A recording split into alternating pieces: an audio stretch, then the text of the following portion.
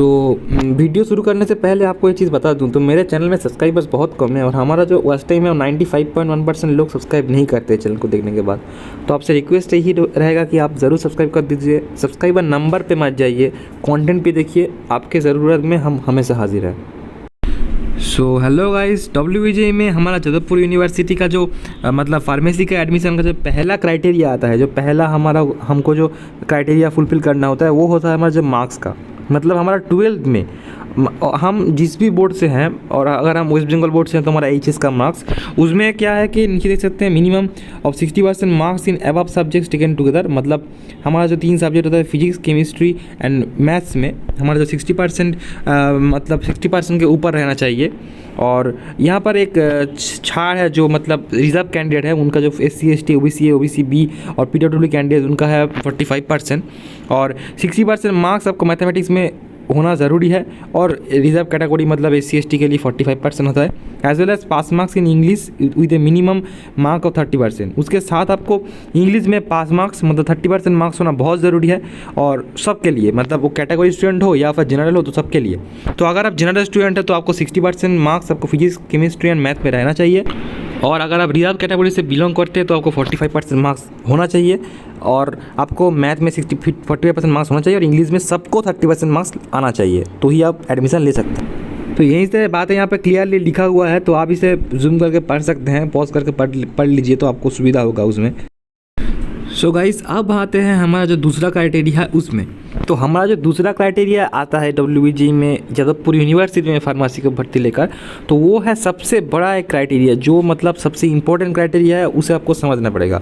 तो अगर आपके 12th में मैथ्स नहीं था तो फिर आप तो फार्मेसी के लिए जाओगे तो आप शायद जो इंजीनियरिंग का एग्ज़ाम है उसमें नहीं अपियर हुए थे। तो इससे क्या होगा, आप जादवपुर में एडमिशन नहीं ले सकते। मतलब जादवपुर का प्राइमरी रूल ही है ये है कि यहाँ पर आपका जो इंजीनियरिंग का रैंक है उसको ही वो फार्मेसी का रैंक